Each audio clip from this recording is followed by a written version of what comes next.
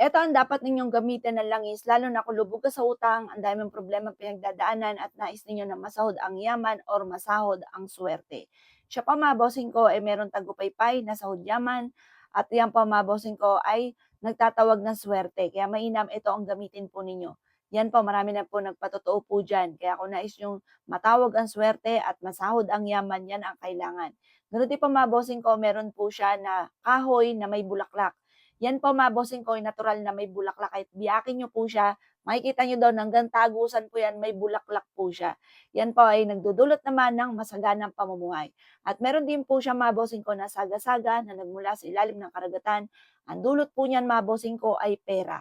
Gumagalaw po yan lalo na kapag po may perang paparating sa inyo.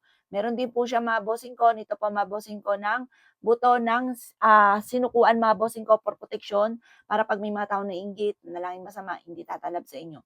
₱70 lamang po ito, avail niyo na po ito mga bossing.